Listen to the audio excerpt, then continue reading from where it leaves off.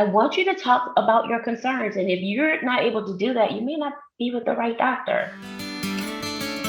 Are you overwhelmed by motherhood and barely keeping your head above water? Are you confused and frustrated by how all the other moms make it look so easy? You can't figure out how to manage the chaos in your mind, your home, or your family. I get you, mama. Parenting with ADHD is hard. Here is your permission slip to let go of the Pinterest-worthy visions of organization and structure fit for everyone else. Let's do life like our brains do life, creatively, lovingly, and with all our might. When we embrace who we are and how our brains work, we can figure out how to live our lives successfully and, in turn, lead our families well. At the end of the day, we just want to be good moms. But, spoiler alert, you are already a great mom. ADHD does not mean you're doomed to be a hot mess, mama. You can rewrite your story from shame spiral to success story. And I'll be right here beside you to cheer you on. Welcome to Motherhood in ADHD. Hey there, successful mama. It's your friend Patricia Sung. Today's guest is my very own ADHD doctor, Dr. Kamilah Brown. I have come to absolutely fall in love with Dr. Dawn over the last few years that she has been taking care of me. Not only because she takes good care of me, but she pushes me to be the best version of me that I can be. She really cares about me as a whole person, not just, medicine, checkup, move along. She is the doctor who asks you, like, how are you sleeping? Are you eating food that is good for you and is like energizing you?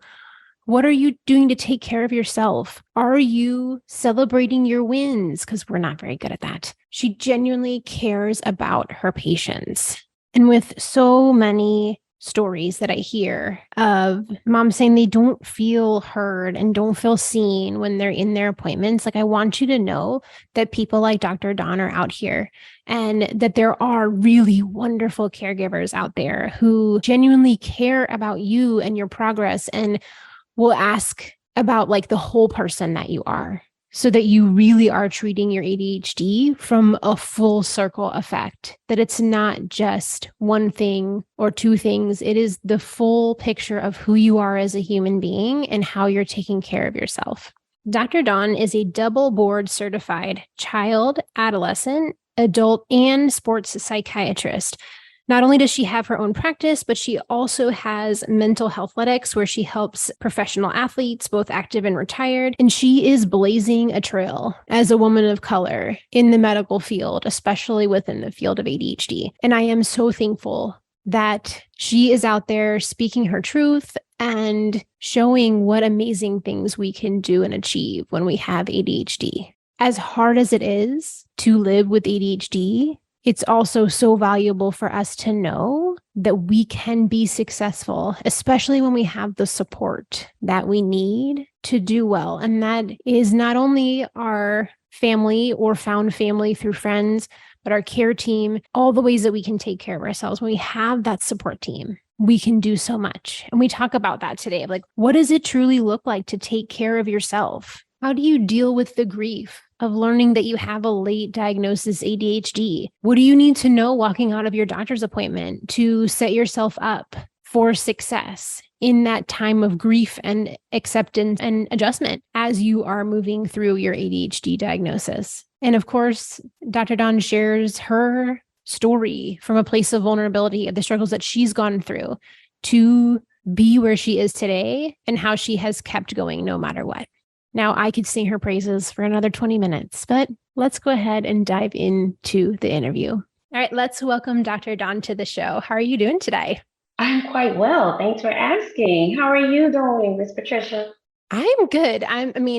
Granted, this is going to air on a Thursday, but it's a Friday today, and I'm counting down to the weekend, which is rare, but we have a fun weekend ahead. So first of all, I'm just so excited that you're here. Like, full disclosure, you are my doctor, and I always shout with a megaphone, like, you need someone in your care team who truly understands ADHD.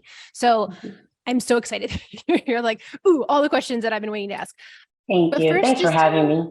just tell me a little bit about like, how did you come to find out that you had ADHD and like what that was like for you?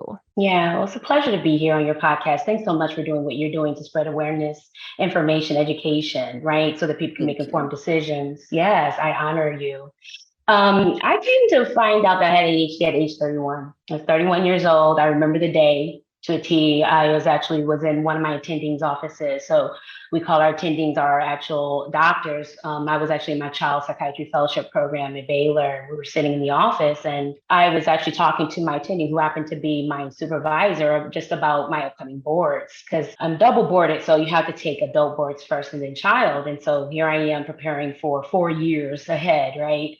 Of all testing. And so just, reminding her, and she already knew, reminding her about my test struggles while in school. I failed my boards 5 times in medical school over the course of 6 years. And I just didn't want to go through that again. Like, I took all the test taking courses. I was diagnosed with test taking anxiety. I was recommended to take medicine. So just wanted to get her input. And she had recommended my attending, Dr. Alice Mao, is internationally known for autism and ADHD research, as well as her husband, Dr. Matthew Browns in Houston. And so they were running a research program and their opportunity. And she said, hey, you should consider, let's consider you for this program. And so filling out the information, and that was an ideal candidate. I was diagnosed with moderate ADHD. That's how I found out 2 months before I was suspected to graduate from my child fellowship program after 27 years of being in school. I found out that I had moderate ADHD. And in that moment, what went through your mind? Oh man, a lot of things because thoughts are already going through my mind, right? So A lot of that. right.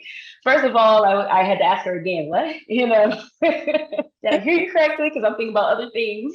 Yes. And then after asking her about 4 or 5 times, I'm like, what? Disbelieve what? Really what? And then with the same emotions in the same space, like it explains a lot. I'm disappointed, I'm angry, I'm happy, I'm joyful. I mean, just a lot of emotions. I was overwhelmed actually. And it came out in the form of laughter and tears at the same time. Because I always wanted an explanation of why my ability was not reflected in my work. Missing things, not necessarily making the mark. I knew how to do that. How did I miss that?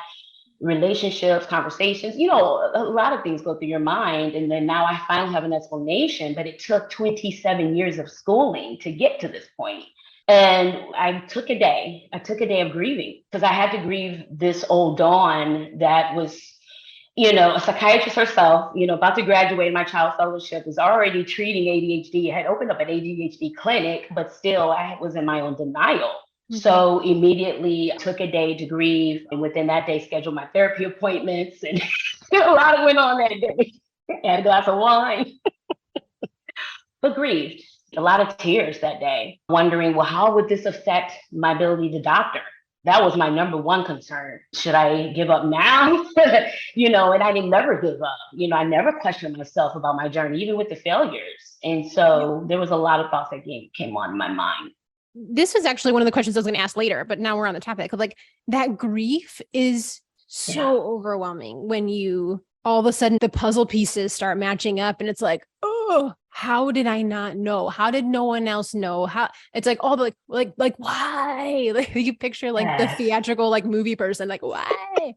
Like what is your advice for your patients and like, drawing on like what you did, like how do you deal with that grief of seeing like all the struggles of the past 27 years? What do you do with that? And how do you work through that? It's a very good question because a lot of the adults that I see, it's kind of their similar experience, right? And I think for me, it was a little different because here I am a psychiatrist and I should have known is my thought. But oftentimes as human beings, we don't see ourselves for ourselves. And we often intellectualize the lack of, the not meeting the mark, the overachiever, not going to sleep until 4 a.m., those things that are just characteristically associated with executive function conditions like ADHD. So I actually needed help. And I'm not at all ashamed of saying that. And I encourage my patients, hey, take a minute, however long you need. I'm here to educate and inform, but I got a therapist to assist me. So well-known therapist who, not well-known, but a therapist who understood ADHD, and could give me more information just about my own condition that I'm an expert now on, but I was treating then, And so I think that I had to become my own patient that allowed myself to be a patient with others. How about that? So that was a part of that. And then just letting go of those years of trying to understand why I had to study for 5 hours at a time without any breaks, and why I had to stop schooling in medical school when and I say this because that was what's important. I was class president for 2 years, and they noticed because I was supposed to deliver the speech, and here I am not delivering it because guess what? I got to sit out a year. The humility of it all. And how about, why didn't anyone notice? Why didn't my parents notice, who are educators? My mom was, and, so many things, but I had to grieve all of that. And so I took a stance on it. I accepted it. There was a process. I had to accept my own kind of diagnosis, and then regroup, and then, start that journey of learning what's next. What does this mean for me, my professional life, my personal life? Yeah, my future. How were you able to pull it together and keep on going down this path, given that this is such a big part of who you are and also in what you do every day? Like, where does that strength come from to say, you know what, I'm doubling down and I'm going back at it? My patience.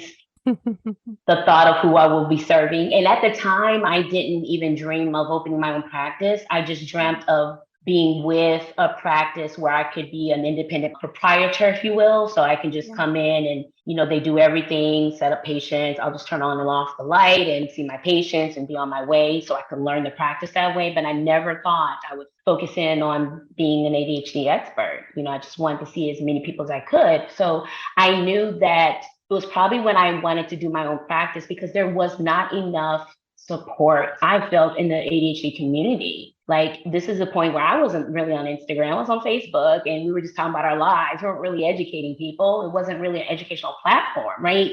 Out there. What I'm talking back in 2014 when I opened ADHD Wellness Center. So I was like, you know what? I'm just gonna have to do it myself.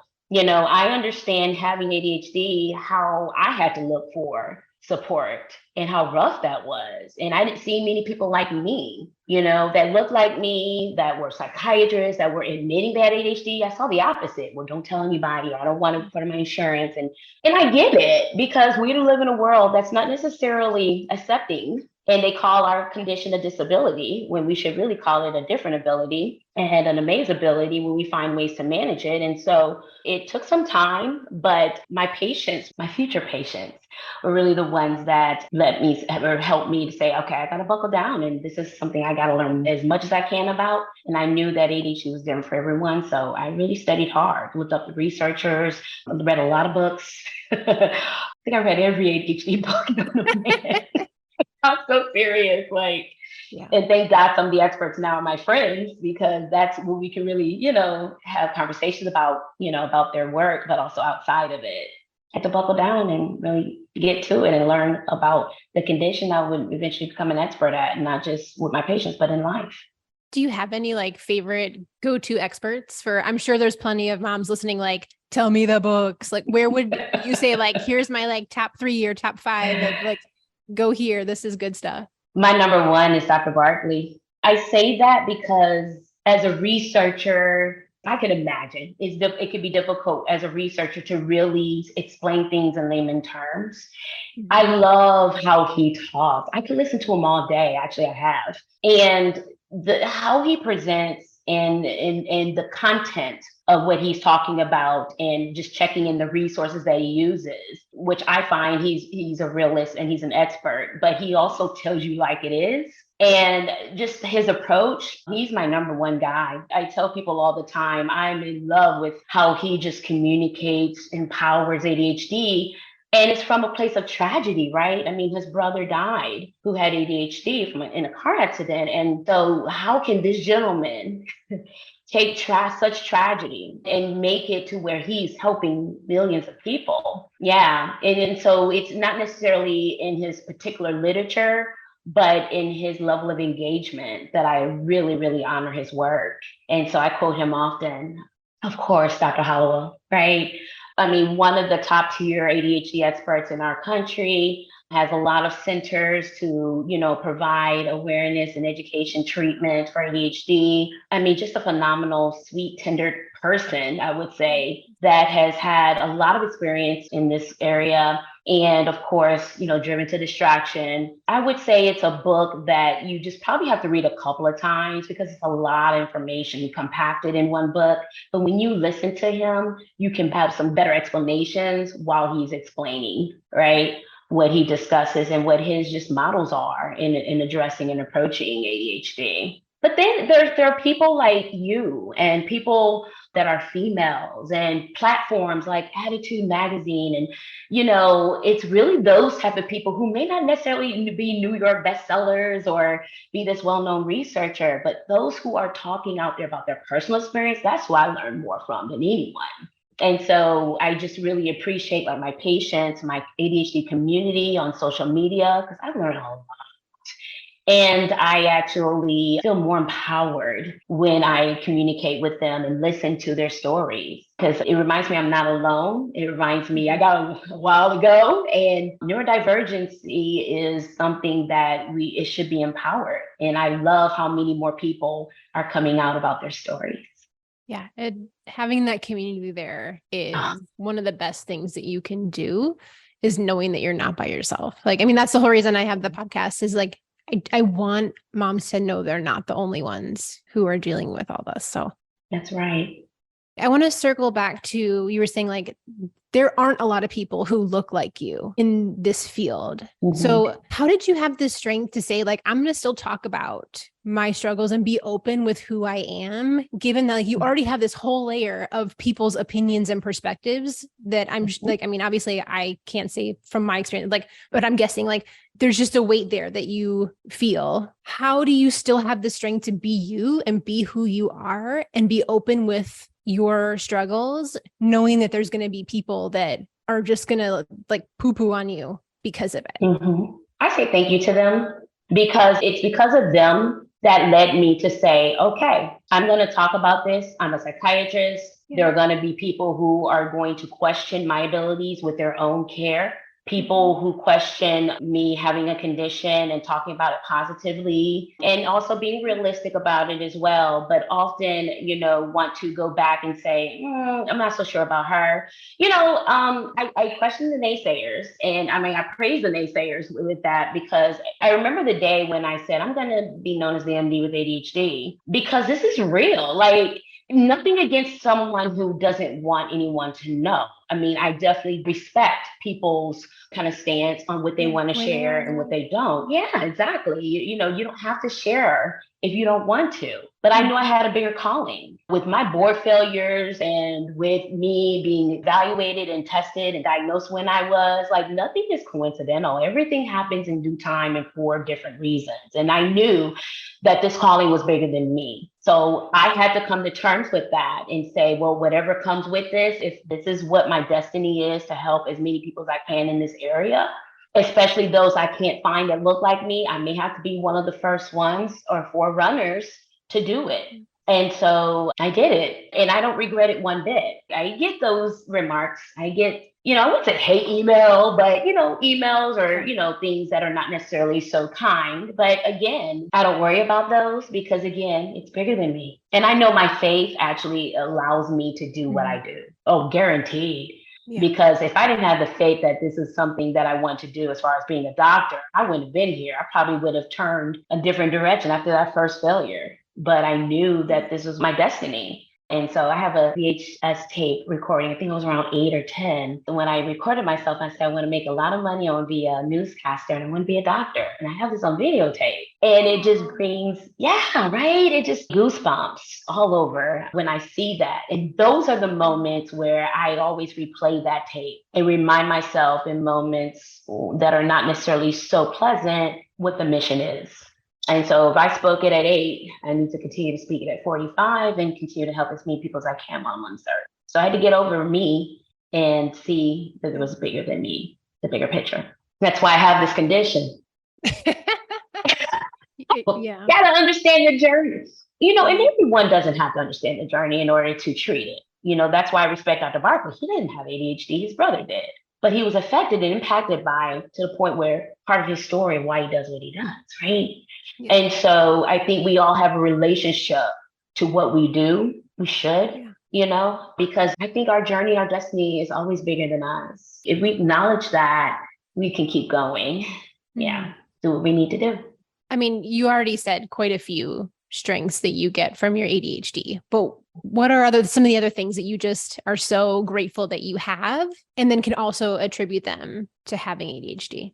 Creativity. It's gotten me through a lot of things, finding different approaches, different ways to do things. I think I was told by a locum tenens company I was the only child psychiatrist that they knew at the time when virtual or telepsychiatry came on about. I mean, I was doing this since 2014, but I want to remember my mission's bigger than me. So I want to reach as many people as possible. And so I started early. I was trying to get a lot of my colleagues on board. And of course, our training teaches us we need to touch our patients, we need to be there. I mean, just different things. And I got that and I still get it. And I miss a little bit of that.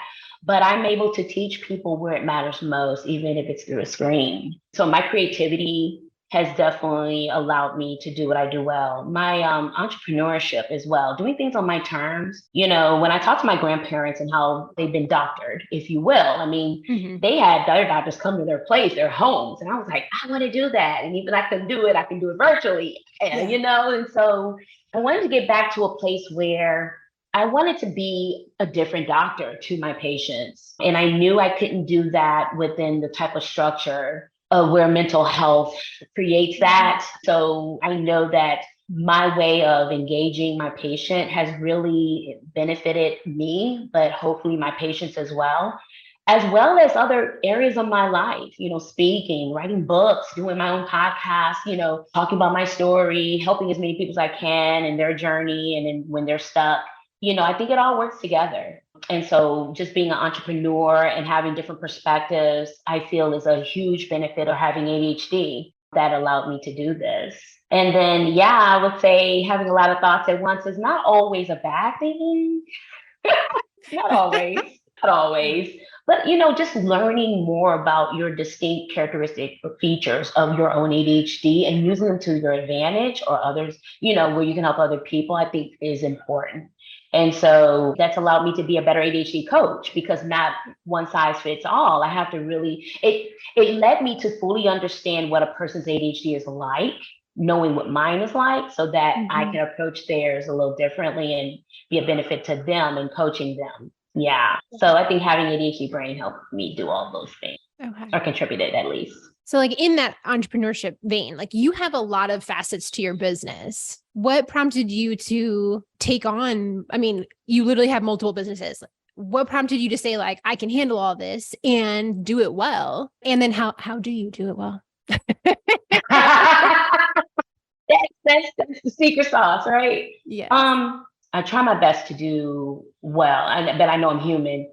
I had to get my own ADHD coach in order to understand that I could do it how I wanted to do it and that be a good piece or a good product. I know that I'm not a behind the desk person like most ADHDers. I know that I wanted my hand in many cookie jars like most ADHDers.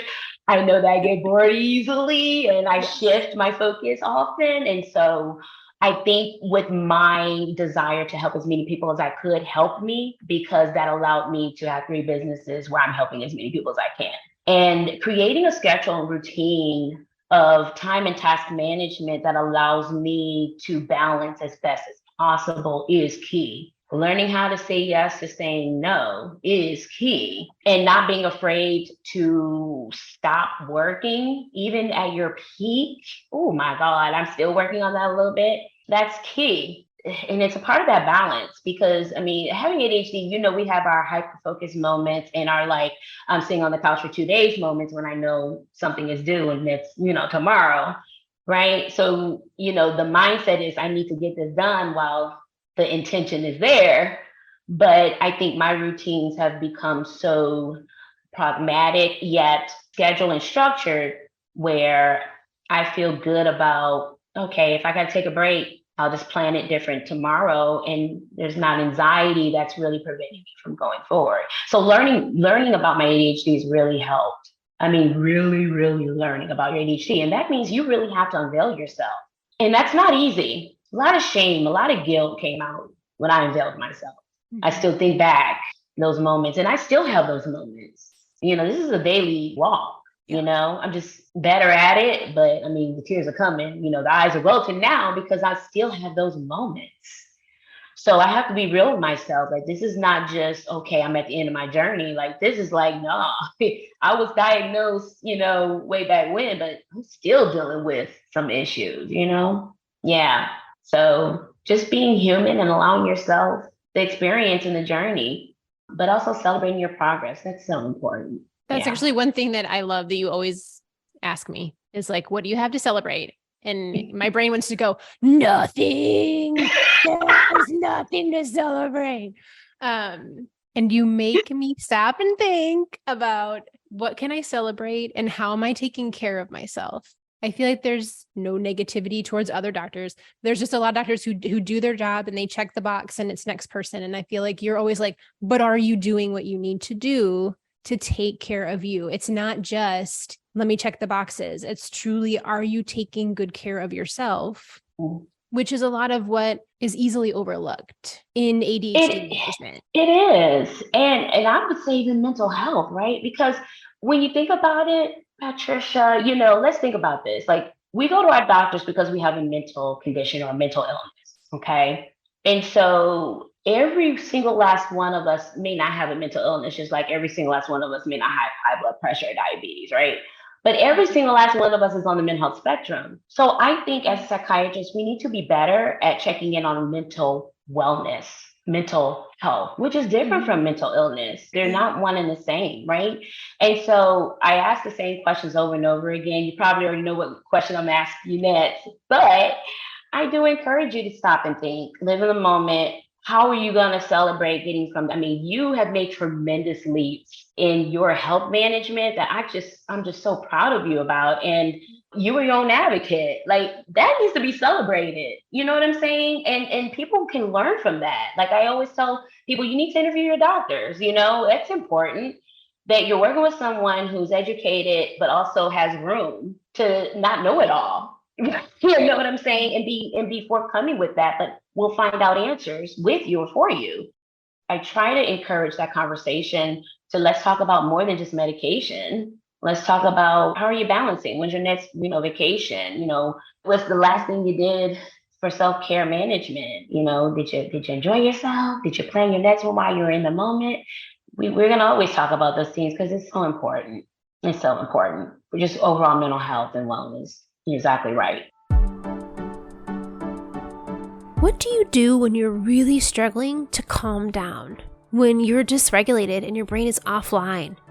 When Medusa Mom is about to rear her ugly head and you don't want to yell at your kids again, but you also desperately need some time and space to yourself? Well, you're in luck, Mama, because I've got a free video resource waiting for you. I'm sharing my top 10 tips for what to do when you're losing your cool and you need a reset. Each of these things you can do in under a minute with no fancy prep, so that you can calm down enough to make a different choice than exploding like a volcano on everybody in the vicinity. Now, since it's a video, you can watch what I do for easier practice, and of course, there's audio plus captions to read it. I also have a little cheat sheet underneath of all the ideas, so you can grab that list, stick it in your phone somewhere, so that on the time where you're like totally freaking out, you can go to that list and quickly pick the idea that's going to help you calm down in that moment. Head over to patriciasung.com/calm, that's C-A-L-M, and download your free video on how you can keep your cool when you're overwhelmed. That's patriciasung.com/calm, because you can learn how to take care of yourself so that you can take care of your family. In that vein, I do want to spend a couple of minutes in like these basics of ADHD care, because there's a lot of people, I get a lot of messages. I assume you do too, but a lot of people will tell me, like, I went to the doctor, they tell me I have ADHD, possibly they discuss medicine or not, and then they go on their way and they don't get a lot of information on like, but like, what do I do now? What's next? So the two-part question of one, what are some of the questions that somebody can ask at their appointment to make sure that they're getting the information that would be good for them to have as they walk out the door? And then the flip side of that is like some of the answers of like, what do they need to know once their initial moment? Because a lot of times it's like, what do you mean I have it? And then they don't, like, your brain's not online. Your brain's not like, oh, let me think of all the questions I have. It's more just like this, like, what do you mean? And then you walk out the door and you're like, oh, well, I didn't ask any questions. Yeah. But there's a lot of information that would be good to walk out the door with. So this is kind of like a big question, but what are some of the questions we can ask when we're at our appointment so we get the information we need? And then, like, what would be some of the things that you wish everybody knew when they walked out the door of their diagnosis appointment? Very good question. Let's cover it. So, kind of my way of making my doctor tell me at least 5 things, but I say, hey, doc, what are the 5 things that I need to consider as my next steps? Force them to come up with at least 5, right? If it's about getting lab work, if it's about, well, let's talk about treatment options. And one of the treatment options is medication. Another, maybe let's work on your sleep hygiene.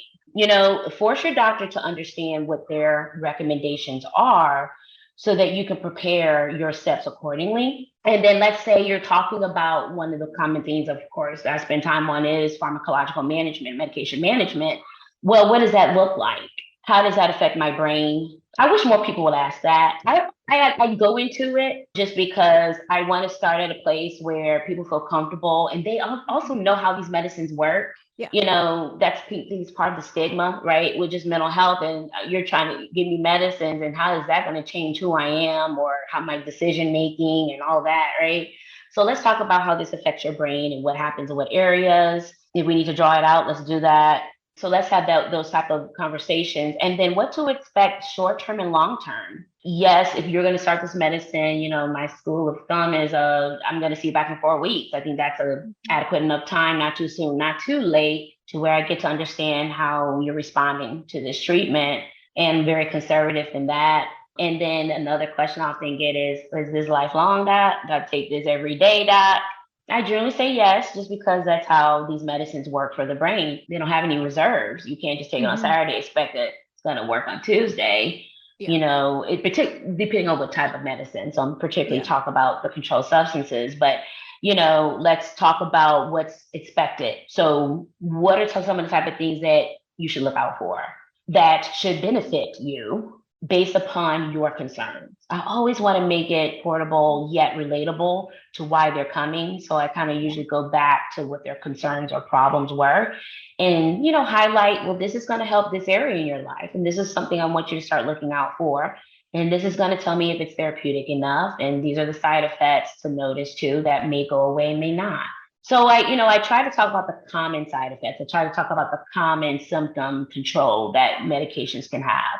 And then I supplement that with just kind of learning simple behavioral management techniques without trying to be too overwhelming. Simple things that they can produce and use. But I wish people would ask me more about how this works. Is this lifelong? Because I think that when I bring it up, it's different for some people. They feel some people even admit I feel intimidated by this.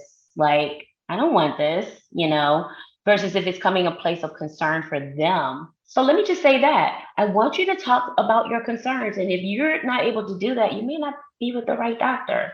I'm just saying. I needed a doctor for myself to do the same thing. And I had to change a couple of times to find that doctor for me. I think it's really important for people to remember what you just said. It's like, you have to find the right person for you. Like, they might be a wonderfully brilliant doctor and not be a good fit for you. Oh, yeah. Like, it's kind of like, the same thing. Like, there's lots of wonderful life partners out there, but you're not meant to marry everyone. Right. You want to find the person who's going to fit you, that explains things in a way that you understand. And it may be nothing to do with either. Like, it's not like one or both of you, there's something wrong with you that you don't mix. It's just not the right match for the two of you. You're exactly right. And one of the things that I'm going to charge people to think about is that your doctor may not be the perfect person to give you all the information that you need. I think that we also have to be, like, you're really good at this, Patricia, we have to be our own advocates and learn as much as we can. And there's many other doctors or advocates out there that we can learn from and still have a good conversation with our own doctor. Because our doctors are not going to know it all. They're just not. They're human just like us. And so I find that the number one trait that I look for in a doctor is listening, because I already know where they are. They've done the work. They've done the research. They've done all the schooling. They have the basic, management of keeping me safe, based upon their recommendations. But you said it. a person that's going to cater to my needs by listening first to me, that's catering to my needs by listening. We may disagree on, your recommendations or the treatment option, but when I feel heard, I know that what you are recommending is likely safe and may be effective for me because you've listened and you showed me that you've listened to me. Oh my God, if I can't say that enough, that's where the trust builds. And that's why people that stay with me forever, Yes. I mean, that's just real. I mean, it's just the feedback.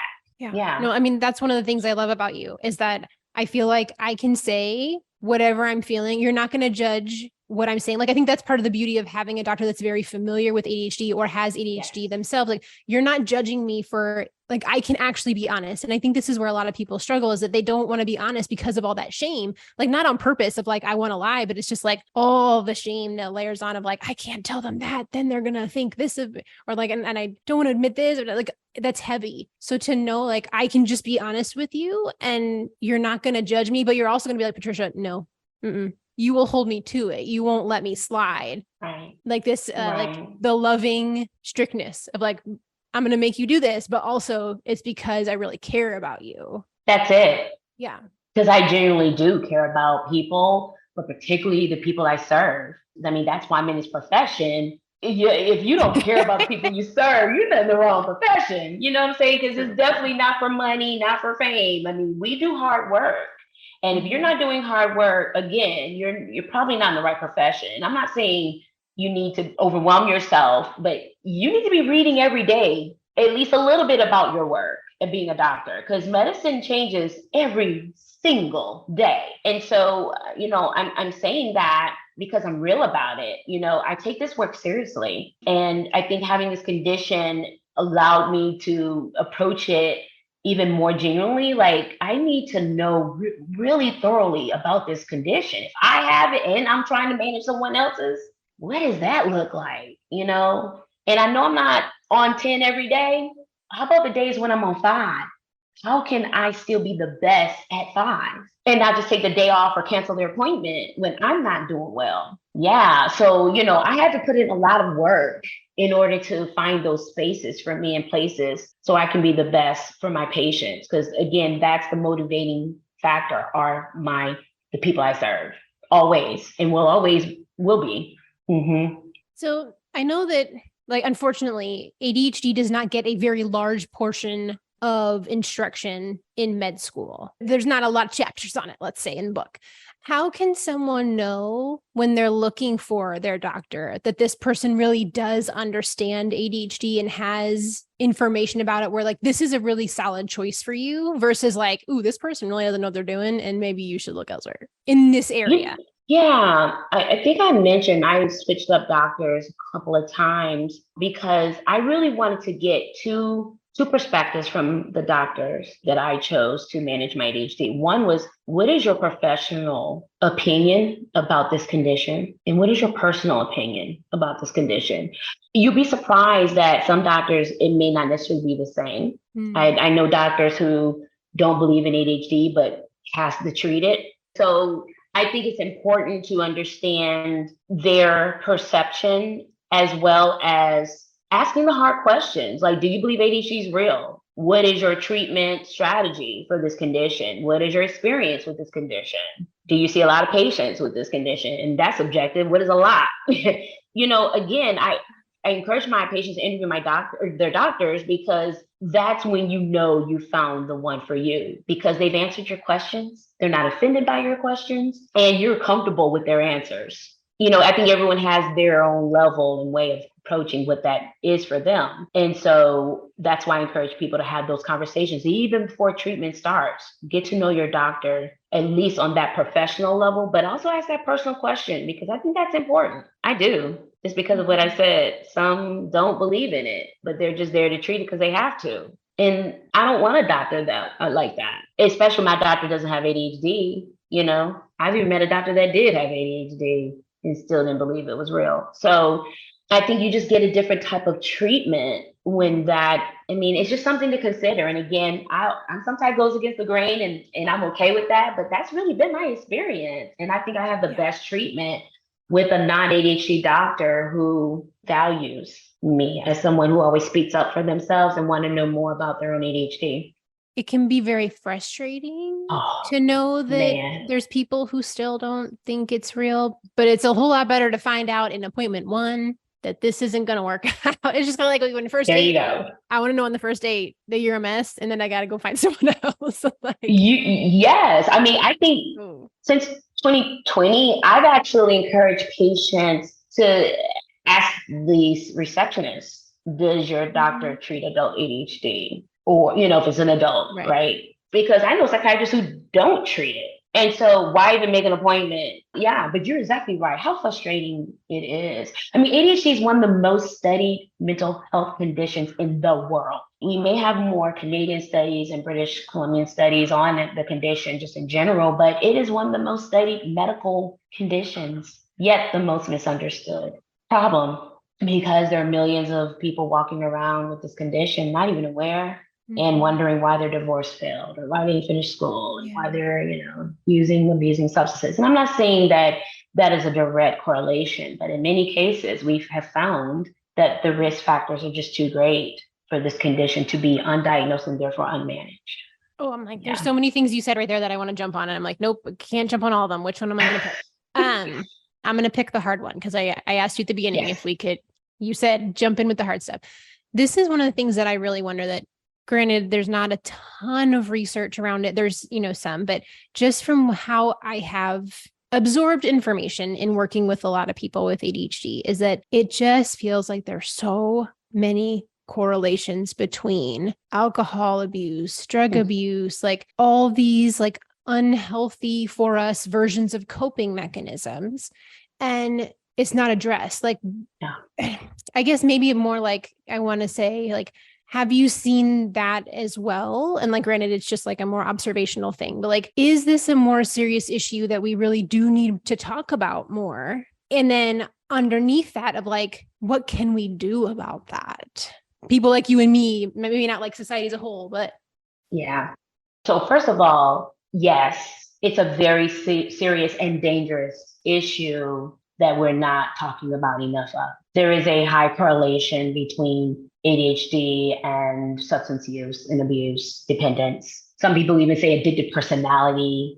Yes, I mean, when you have someone who's abused alcohol for so long, and I'm asking about ADHD. I mean, I've had people literally come to my office and say, hey, I mean, I've been in substance abuse treatment program 10, 11, 12 times, and no one's ever told me I had ADHD or suspect. Yeah, I'm like, what? I mean, this is one of the most correlated conditions that we're finding in adults with this type of situation. So yes, I mean, I don't think we're talking enough about it. I live in a world, I envision a world where we have mental health checkups, that we normalize that. I mean, if that means that while you're getting your physical exam, why don't you get those rating scales for ADHD to see if there's other or additional, evaluations that need to be done? Why not make that a part of a typical workup?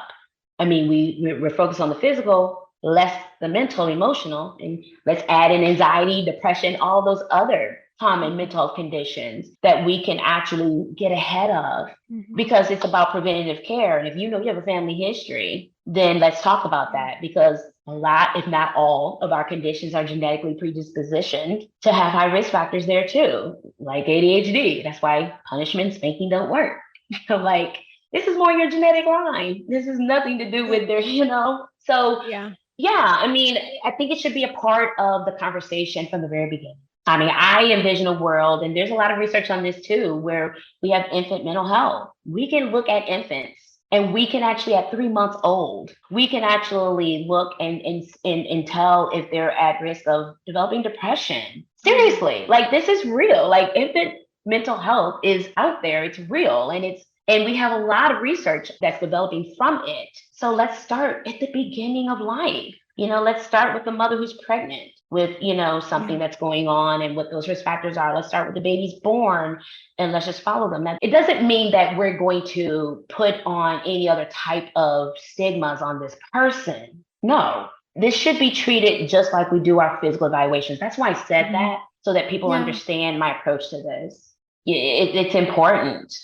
I just feel like that the more that I dig in, I'm just like, I just feel like there's so much that can be prevented, because like we see these people who are very successful with ADHD. It can be done. Yes, What is it that those people have that the other people don't? And to me, a lot of it is the support and the care they have. So like here, you know, you have ADHD and you end up in prison, or you have ADHD and you end up the CEO of something. Where's the difference? What was the support you had? Oh, yes. You hit hit the nail right on the head. What is the differentiating factor or factors that, diverge that road, right? To either it's harmful or it's benefiting. And then within those two stories, let's explore even further, right? But I also believe that it's not just about treatment with medication management. I want to just say that here because I strongly believe in behavioral management. I strongly believe in mental health literacy and educating yourself. I strongly believe in nutritional psychiatry and how it contributes to mental health, sleep, hygiene. I mean, all the natural things that we have as human beings and what we should be doing and how we operate. I mean, those are also contributing to any condition that we have too, regardless of what the condition is. And so particularly with the executive function condition, that's even important as well. Yeah.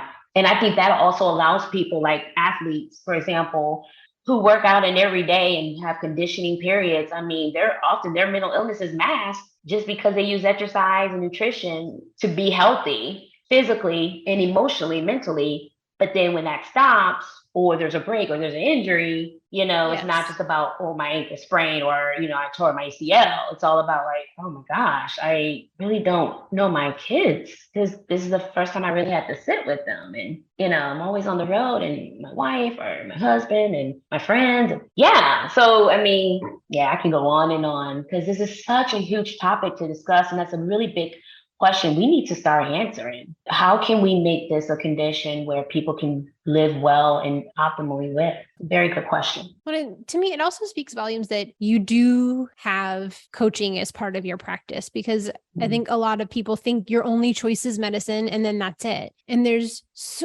that's just one tool you have to take care of you. And there's so much more that goes into it. But to know that you value that so much, that it's part of what you do, is like a testament to the validity of like, it's not just about your medicine. It truly is like your whole person and taking care of everything from sleep to nutrition to your schedule and your routines and it's not just one thing. And that care really is full circle. Yes, exactly. And especially for those of us who were diagnosed in our adult years, because we weren't graced enough to have the accommodations in school. A lot of us had to start from the beginning and learning different ways to manage our condition that we just found out we had late in life, but it's always been there. And the world just doesn't accommodate to us. That we're working on changing that with neurodivergency. But I mean, it's kind of like starting all over in different areas of your life. And then also, again, that grieving process of explaining things. Well, I got divorced 3 or 4 times, or that's why I failed that job miserably, or that's why I'm bankrupt or can't, maintain my financial goals. And come on. I mean, you're talking about executive function condition. We use it for every single thing we do. It is going to affect every single thing you do, right? And give reason to a lot of things that you do. And so it's not just about taking a medicine. If it were, man, probably win a Nobel Prize and there's nothing wrong with it. Right? But we understand that's only part of it. Yeah, the medicine doesn't make you get out of bed and do what you need to do. It doesn't make you start and things. It make it easier, but you still have to have the initial drive, understanding, commitment to fulfill that goal, that task. So I think it's equally as important knowing how ADHD's origin and how it affects us. Yeah. Okay, I could ask you like 37 million more questions. But I gotta wrap it up. I'll love to come back. Yes, I would love that. But before we do lightning round questions, would you please share with the moms where they can find you, how you can help them, and specifically where your licensure. Okay, I don't know what. All of a sudden that word did not come out right. Where your license? Because so many people ask me like, who should I see? And I'm like, you should go see Dr. Dawn. But I know that you can't diagnose everyone under the sun. So like, who can you treat? But then also, how else can you support them? And where do they go to find that? Yes, I would love to. So I actually have a group on Facebook called ADHD Supermoms, and these are primarily female caregivers who parent children with ADHD, but most of them have ADHD themselves. So ADHD Supermoms, it's a private group. It's about a little over 500 moms, caregivers, female caregivers. We would love to have you join us. We're nationwide. Most of my moms in the group are from the United States, Australia, British Columbia. And then, my practice, ADHD Wellness Center, the home base is in Texas, Houston, Texas. But again, I'm virtual. I've been virtual since 2016. I'm also licensed in Colorado, Illinois, Georgia, Florida, and Texas. And then I'm soon to be licensed in California, Connecticut, Nevada, and New York, and Michigan. Yeah, so adding some more states to the list. Good. Yeah. But even if you call my practice and for whatever reason, you can't see me or I may not be the psychiatrist for you, my practice is definitely more than willing to assist you in locating additional people in our area or whatever other state that you're in. We'll give you some resources where you can start to look and discover who may be, in your location, your area, and make sure you interview them before making that decision. Awesome. Okay. All right. Lightning round questions. All you have to do is fill in the blank. You don't have to explain anything. Okay. Number one. My ADHD. I know that's the hardest part. Friday afternoon. Don't explain. Okay. Okay. Number one, the best thing that I've read or listened to recently is Children of Virtue and Vengeance. It's a book. My most boring about me fact is Most boring. I would say that sometimes I'm often quiet and people wonder, because I'm listening. So sometimes I'm often quiet. So sometimes that's considered boredom. And look, I'm explaining. So my quietness. Number three, when I'm having a rough day, my go-to quote, song, poem, book, podcast, activity, whatever is by Donnie McClurkin, I Trust You, Lord.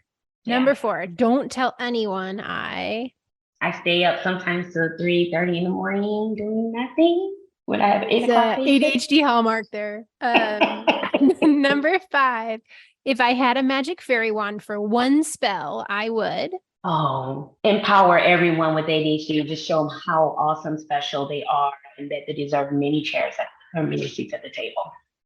And last one, number six, my best piece of advice for mamas with ADHD is to give yourself grace. It's a journey. It's not your fault, but give yourself grace so that you can be the best for yourself and therefore your child can be at their best. Thank you so much for being here. I really appreciate it. Thank you for having me. I love what you do. Oh my gosh, I love what you do. Keep going. Thank you so much for being a strong advocate for our community. We really need you. We really need you. And it's an honor to be here with you. For more resources, classes, and community, head over to my website, motherhoodinadhd.com.